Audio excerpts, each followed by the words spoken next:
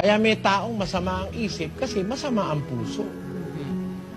Meron tao, it follows eh. Pag masama ang puso mo, masama rin ang isip mo. Pakinggan mo sa isang talata ng Lucas 6. Ang mabuting tao ay kumukuha ng kagalingan sa mabubuting kayamanan ng kanyang puso. At ang masamang tao ay kumukuha ng kasamaan sa masamang kayamanan. Kita mo? Ang mabuting tao kumukuha ng kagalingan sa mabuting kayamanan ng kanyang puso. Hindi namang masamang tao kumukuha ng kasamaan sa masasamang kayamanang nasa kanya rin puso. Therefore, it is the heart that is the root of all actions that is being done by man.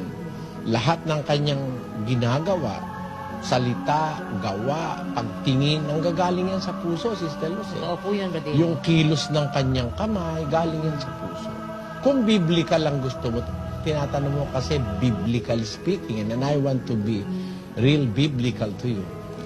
Kasi ganun ang gusto kong mga tanong eh. Gusto nila biblical eh. Kasi merong mga kuminsan scientific mo rin sasagutin, di ba, Sister? Pero pag sinabi ng biblical, ang patunay nga na totoo yung sinasabi ni Kristo, kapatid, ano? Sabi kasi ni Kristo, sa puso nang gagaling ang masamang pag-iisip, mga pangangalon niya, pagpatay, pakikiapid, pagnanakaw, galing sa puso yan eh.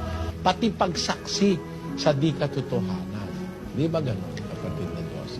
Sa puso nang gagaling yan. Yung tao, kahit hindi mo po nakikita ang puso, pag nakita mo na yung ginagawa, nahahayag na sa'yo kung anong klaseng puso meron ng tao na yun. Ganun yan, kapatid.